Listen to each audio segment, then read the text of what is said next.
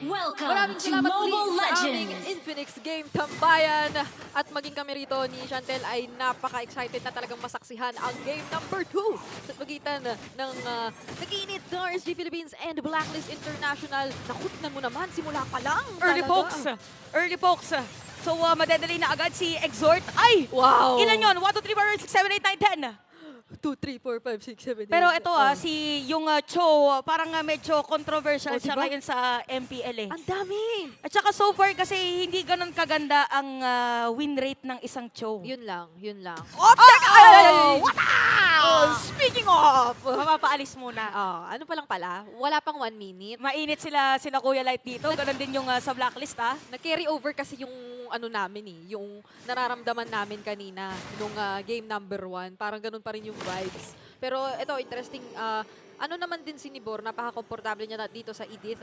Alam nating isa ito sa mga naging statement talaga heroes niya so far. Pero tatapatan niya ngayon yung Phobius na mapapasa kami naman ng Blacklist International. So interesado rin ako makita kung mas magiging better ba itong simula for Blacklist, especially when it comes to yung mga objective takings natin. Considering na pwede silang maging very aggressive na naman in terms of their composition. Napadaan dun sa may middle lane. First blood para sa ng RSG. Ito na yung pinaka-inaasam nating lahat. Yes! At sa pagbabalik ng ating game, titipi muna si Light at saka si Haji. Okay. Sumobra ba? Oh, excited kasi. Ano na. So, balikan lang natin ng kaunti kung ano yung mga nangyari for the past 1 minute and 50 seconds. So, nagkaroon ng isang pick-off ang RSG doon onto Exhort. Yung kaninang medyo naipit kasi kinukulit talaga ni Light ng sobra noong mga first few seconds pa lang nung ating laro. Kaya parang pati siya ay wala pang flicker sa ngayon. Pero ang kinagandahan, wala ring flicker si Haji, wala pang purify si Exhort. Oo nga, parang na-delay nila yung supposedly na pwedeng mang-zone out dito sa side ng Blacklist International. Pero merong spawn na para dito kay Aqua. So again, very crucial yung... very critical yung kanyang paglatag kanina mga spawn. Yep. One of the major reasons kung bakit din nakaangat yung RSG kanina. Oo. Pero may vision naman ng side dito ng Blacklist. Sino kaya yung IM yun? Ay, teka lang, bago IMU, Lord JM, tumatalon-talon na, Infernal Pursuit. Ooh!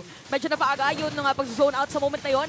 Kaya ito na perfect timing para sa ng RSG na makuha yung turtle. Pero habang nangyayari yun, si MP the King ay kumuha ng orange buff laban dito kay Irad. Medyo may kongs na rin siguro ang naging Blacklist International doon kasi nung binaburst or tinatry i-take down ng RSG yung turtle, nagpa-purple pa lang si MP. So dire-diretso na rin siyang tumungo sa orange buff para talagang masulit yung mga panahon na yon. Lalo pat sila yung medyo nasa kalugian kasi nga nawalan sila ng 2 miyembro. Una si Exhort, ngayon ay si Lord JM. Naku, tatatlo pa ba?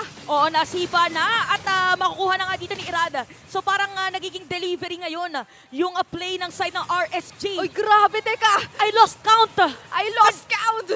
Para kanina 10 lang yung bilang ko. Ilan na yung nadagdag doon sa moment na yun. Pero sa may top lane para si Libor yung magiging target nila. Ginamit na yung Primal Wrath at makakasalubong pa nga dito si Irad. Lord JM mawala na buhay doon. Ginamit na yung Infernal Pursuit. Pero kill-spin na para kay Irad. Darating na rin si MP the King. Mapapadaan na doon sa may torre or sa may pader. At makakatakas pa nga.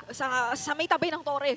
Talagang napakaraming pinagdaanan yata doon ni MP the King at literal na hindi biro yung patong-patong at sunod-sunod na mga binabatong crowd control dito ng RSG kung iisipin mo pala. Or even yung mismong kung paano ka pepwesto even as probably Haji, may ilang ka eh. Kasi iisipin mo, ang taas na mobility rin ng Cho, kayang-kaya makipagsabayan sa'yo. Tapos may mga spawn pa rito ni Aqua na kanina pa natin sinasabi, ang ganda ng placement magmula pa nung game number 1. Doon pa si Nibor kasi sa XP lane nangyari yung laban. So, kailangan, kung ikaw si Haji rito ay dahil hindi naman din necessarily link ang iyong katapat, mas magiging, mapili ka eh sa kung anong mga gagamitan mo or kung kailan mo ibabato yung especially unstoppable force. Kasi ang daling i-punish nun if you are RSG. Literal na ilalapit mo pa yung sarili mo sa kanila. So, hindi na nila kailangan ng delivery. Oo, totoo yan. And parang mapansin natin ngayon, parang nakafocus din talaga lahat ng teamfight dun sa may EXP lane na dahil doon na rin talaga magsuspawn yung ating turtle. Ginamit yung flicker dito ni Libor.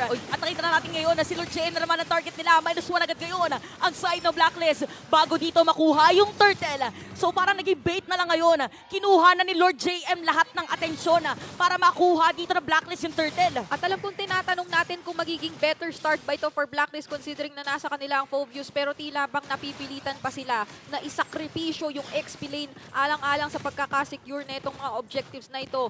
Napaka-drastic kung ikukumpara sa naging pag-manage kanina ng RSG Philippines. But at least for Blacklist International ay hindi na nila hinahayaan na halos lahat ng objectives, halos lahat ng kills ay basta-bastang nakukuha ng RSG. So even dun sa ibang mga lanes na kailangan nating pagtuunan ng pansin, medyo nababalanse pa nila. Oo Kumbaga, nga, no? pati si Oheb ngayon, nakakaya niya pa kahit mag-isa. Parang konti lang dito yung kalamangan sa kanya, parang barya lang against Kusei para dito sa ating game. So pinaka magiging crucial moment na lang dito is kung paano i-convert Ayun. yung kanyang na-farm dun sa early laning.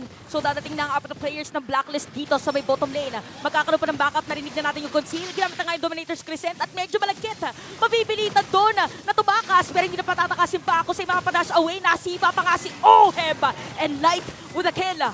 Napakaklaro doon nung naging plano pero teka lang, hindi pa kasi tapos si Lord JM. Tumatry pa rin. Kaso mapapatumba lang din ni Ira dahil nga napakaraming miyembro and recall ang nagmumula sa RSG dito sa laban natin. Mainit si Kuya Light. Parang nabagit kanina nung panel natin, lalo ni Midnight, na parang iba ngayon yung vibe. Oo, uy. Iba daw yung facial expression ni Light ngayong araw. So parang nanggigigil din na umikot dito sa mapa ng Blacklist. Mukha lang nakangiti si Light pero iba yung ngiti niya. Parang may halong gigil na dala-dala dito sa nagiging laban natin. And even kanina, I feel for Blacklist International ay composed pa rin naman sila kahit papaano. Nangyari yung na-force out yung Dominator's Descent ni Aqua doon, naipit na si Haji, wala na siyang matatakbuhan. Pero at the very least, tinry pa rin niyang ihagis si Kusei. Kaso nga, dahil meron ng kalamangan ng RSG, nagkakaroon pa rin ng pagkabitin in terms of damage na nagmumula sa side ng Blacklist International. Lalo pat kinailangan na rin lumayo at mag-ingat ni Oheb at that time. So now, for Blacklist mukhang sa bottom lane nga ang kanilang susunod na target. Nahanap na dito si Irad, nagamit ang Unstoppable Force at mabilis na makakatakas doon.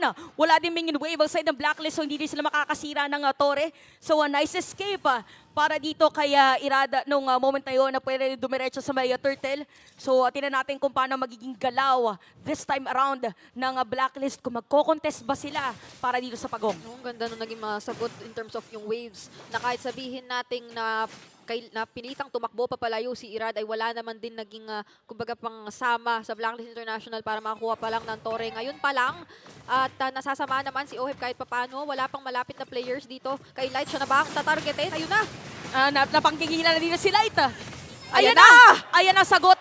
Ayan ang sagot dito ni Exhort. Uy! At nandabi ka na nga dun sa may bottom lane. But for RSG, nakakuha sila ng Turtle. So mainit mainit. Break tayo sagutan dito ng mga TP ng mga players natin. At Oo. itutuloy pa nga yata dun sa may bottom lane. Napilitan na, nagamitin yung Summon Force at nabigyan pa nga si Kusei. Ay! Nagbibilang na rin si Haji dito, guys. Ako lang ay na-challenge ang aking pagbibilang. Sa dami ng nakikita nating palitan ng recalls, kung akala natin yung mga clashes lang yung kailangan mong pagtuunan ng pansin, may halo talaga rito yung mga teams. Kaya RSG, parang medyo umaangat sila rito. Magtatangka ba sila na makabawi rin sa Blacklist International? Mukhang mid lane turret ang target. Narinig natin yung conceal.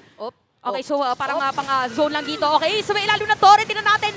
Medyo aaray nga lang doon si Lord JM. Pero madedepensahan pa rin ba? Mukhang hindi na nga. Pero datating na dito si MP na King. Nandito na rin si Haji. Pero may sipa pa rin ito kay Light. Ginamit na rin yung... Pero yung nga lang. Ako with the kill. MP na King magiging target nila. Isama mo na rin si Haji. Godlike na para kay Irad. At sumama na rin dito si Aqua. Feeling ko pang 478 total recall na yung... Oh, diba? Yun nangyari sa alam. Kasi ang dami. Ang dami talaga. Legit, isipin mo na umabot na sa punto na RSG Philippines, kaya na lang nila na sobrang magpakatapang, mag-dive. Kinopya naman doon ni Exhort yung Dominator's Descent dito ni Aqua. Alang-alang sa attempt na madepensahan yung mid lane na parang pinanggigilan ng RSG. Pero ultimo yun ay nababurst down lang din agad ng RSG. At hindi ka rin sobra makapwesto or may ilang ka kahit sa ilalim mismo ng sarili ninyong tore. Kasi nga yung threat ni Light na pwede niya talaga kayong setapan kahit kailan. Ultimo nga dun sa napakagulong clash na nakita natin kanina, sinakto niya pa rin yung Way of the Dragon niya onto MT the King. Fortunately for Blacklist ay hindi naman sobrang natutukan yon ng ibang members ng RSG. Pero still, natanggalan at nawalan pa rin sila dito ng mga members. And and hindi nila successfully na turn around yung team fight na yun para sa kanila. So ngayon, mas nakikitaan natin na nakakagalaw at nakakakuha ng magandang advantage ang RSG Philippines. Oo, parang ano yata ngayon, kukuha na ng Lord yung side ng RSG. No, for Blacklist, pupwesto rin sila. So manggagaling sa base, si MP the King at marereset pa nga dito yung Lord. So pwedeng bait to, Brigida, para magkaroon ng team fight. Mukhang yun yata ang gusto ng RSG. Sige lang daw, palapitin lang at hahanapin na nga dito yung mga players. Si Nibora ay nag-aabang ng pwedeng targetin. At dadating na nga dito si Haji with an unstoppable force. Pero nga lang napakaganda papasok doon ng Earth Shatter and Lord JM. Ginamit na rin yung Vengeance. Makunat, pero mas masakit yung damage dito kasi. So -1 ngayon ng Blacklist. Ang ganda nung pagkakalipat ng Dominator's Descent dito ni Aqua. Dalawang magkahiwalay na team fights ay napagitaan niya, pero papasok naman dito si Nibor. At kinakailangan yatang tumakbo ng Blacklist International doon. Hindi na biro yung pang-zone out na ginagawa ng RSG. Pinangungunahan lang naman ni Light at ni Nibor. Oo, parang ano na dito, mahirap na pumasok para sa kanila. So si MP the King ay tutuloy na ulit dun sa may top lane and RSG makakapag-secure dito ng Lord. Sumisigaw na ang ating mga Raiders. At nararamdaman na nila yung kalamangang taglay ng RSG Philippines dito sa 11-minute mark ng ating laro. But for Blacklist International, kinakailangan lang kung ikaw ang nandito sa kanilang side ay panghawakan mo na naman na mayroon kayong Bruno, na mayroon kayong napakasakit na magiging damage source. And even yung presence ng isang link ni MP the King na pwedeng tanggalin yung balance nung waves. Pero alam mo, game number 2 na pero nagkikita na naman sila. Oo, parang naalala ko yung mga naging sitwasyon kanina ng game number 1. So parang same lang yung pattern dito ng dalawang junglers natin. So tama yung sinabi mo dito, meron namang Bruno ang side ng Blacklist. As long as merong magandang setup or merong mas matibay na front at makakuha na ng items dito sila Lord JM and even Haji, magiging madali para dito sa side ng Blacklist. Mabilis lang din nila na madedepensahan yung Lord dun sa may top lane. Pero lahat ng minion wave ay naka-flow para dito sa side ng RSG. Mukhang masasakripisyo na talaga lahat ng mga outer turrets, and si Light ay nagpaparamdam na rin. Nagiging parte na nung combo ni Light yung recall so far dito sa ating laro. Parang automatic, no? Ay! Automatic masakit yung talaga. damage na dito ni masakit yung damage ni Irad. So si MP the King ay mag-iikot-ikot lang muna dito sa ating mapa at another game extended para dito sa ating laban.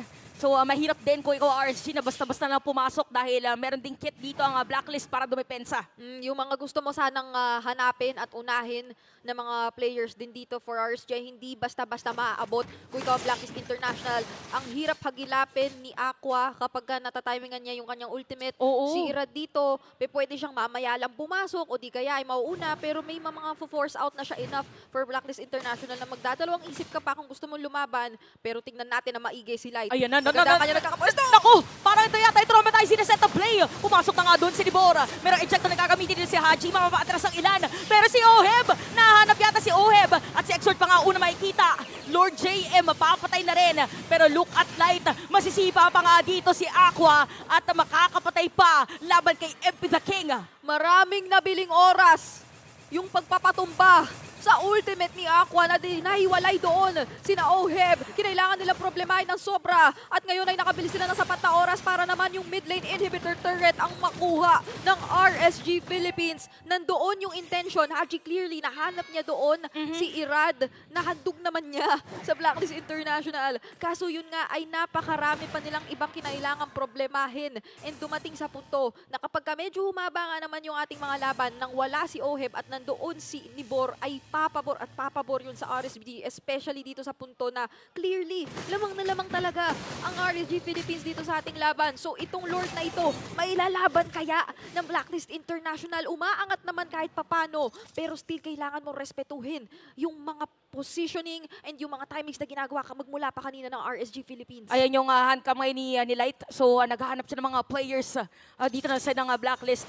So for Blacklist ngayon, may chance sila na mag-contest dito sa Lord or yung mga biglaang sabit sa padera na lane tapos sa retribution tapos alis na buy time na agad yun for them kasi since same naman na level 15. Okay, may sipa laban dito kay Haji at gagamitin ng mga skills ng side ng RSG. Papasok si MP the King at sakit ng damage na kalahati yung buhay niya doon at nanakap pa nga. Ako with the kill at dediretso pa dito ng side ng RSG. Lord JM gagamitin yung vengeance doon pero hindi sapat yung kanya sustain laban sa mga players players ng RSG at tatlo ngayon ang patay sa blacklist. Merong mid-wave na makakasama ang RSG. Madedepensahan ba ito ni Oheb at ni Exort na? Dalawa na lamang sila! At unti-unti na nga kumakatok dito mga Raiders. Mapatay pa si Exort at si Oheb na natin titira. And 2-0 para dito sa RSG Philippines. Damang-dama yung sakit at hapde. Hindi natin